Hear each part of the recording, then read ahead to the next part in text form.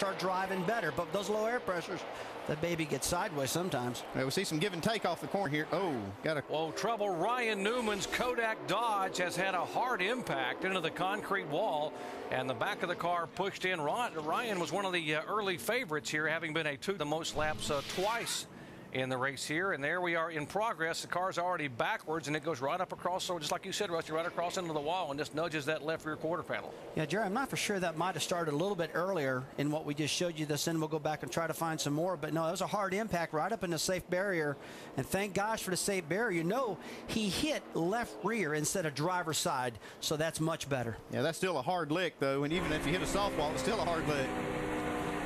Watching from Stephen Light's onboard camera, you see the car just snap around on Ryan Newman, and we are under yellow for the first time here this afternoon. You know? All right, seems to be a problem that's happening all over this racetrack. Just a moment ago, it happened to Jeff Burton. Watch here. Let's take a look. Oh, yeah. Greg Biffle gets right on his tail, makes him kick the rear end out, and that's what it's all about.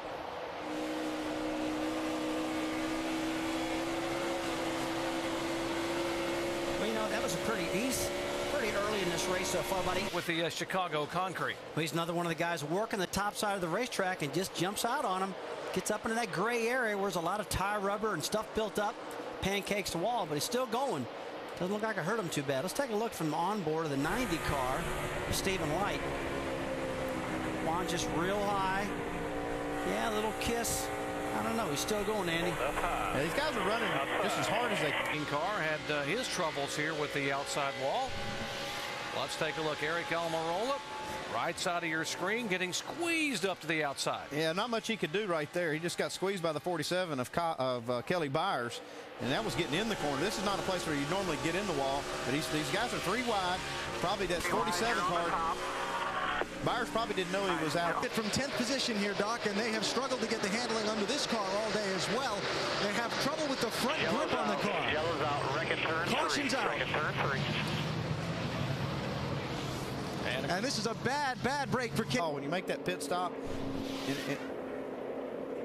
sitting on pit road, and then wow, you see that 36 car, you can tell just how fast these cars are going. You see that car turn around backwards, and the back end just flies up off the ground. Well, one thing you got to realize, Andy, you're right. These guys are actually running faster than they do at Daytona or Talladega in straightaway speed. You know, close to 200. Daytona, you're 180 or something like that.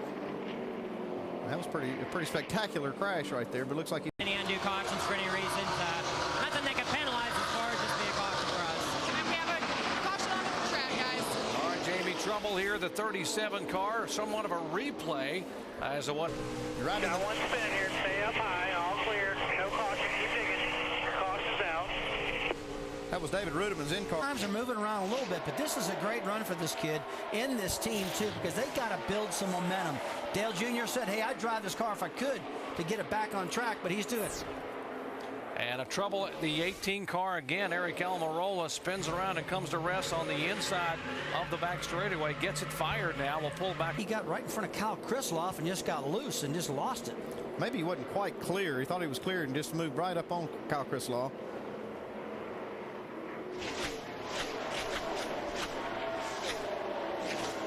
These cars are really moving. Things happen quick when you're going that fast. Yeah, right in front of Kyle Krisloff, and he spins it right around and comes across the grass. You can see how the backstretch sort of turns down the middle of the backstretch there into turn 3. It's not a straightaway. It's a back curve away. And thank gosh it is, because it gave them all a little bit more room before they hit the wall. Nobody hit the wall. If that straightaway would have been straight, they'd have probably hit it. Just a slight miscalculation on Eric Almirola. Thinking he was just about clear. It's on a 1.5 mile racetrack. There's something about this 21 car and Kevin Harvick. Can't touch you. Something about this 21 car and Kevin Harvick. Every time they get together, it seems like they're always in victory lane. That's a great combination. His 181st career start in NASCAR Busch Series competition.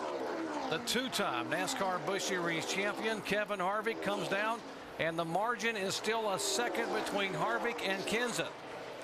And so sailing out of turn 4, Kevin Harvick will become a winner here at the Windy City. Kevin Harvick pulls it off and becomes the first repeat winner at Chicagoland Speedway.